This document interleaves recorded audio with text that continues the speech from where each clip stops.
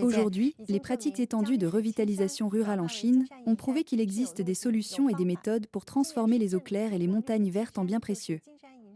Cette année marque justement le 20e anniversaire de la proposition du concept selon lequel la nature vaut son pesant d'or. Ce concept souligne que protéger l'environnement, c'est protéger les forces productives, les deux entretenant une relation de coordination et de promotion mutuelle. Il s'agit d'une profonde révolution dans la conception du développement, depuis le début de la révolution industrielle.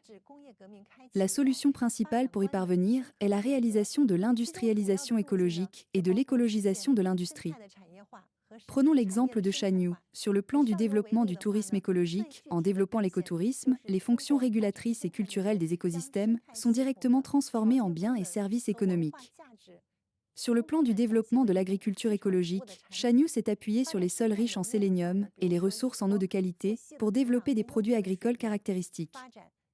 Sur le plan de l'exploration active de mécanismes de compensation écologique par le marché, par exemple les puits de carbone forestier et les échanges de droits d'utilisation de l'eau.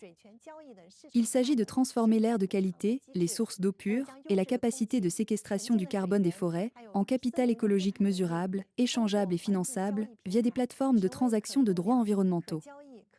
À l'avenir, à l'ère de l'Internet mobile et du numérique, les zones rurales auront un espace encore plus vaste pour un développement vert.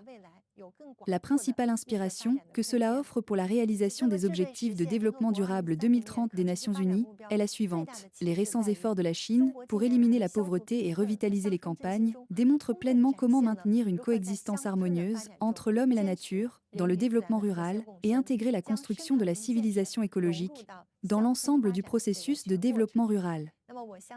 La Chine offre au monde une nouvelle voie de développement montrant comment les régions sous-développées peuvent réaliser un décollage vert.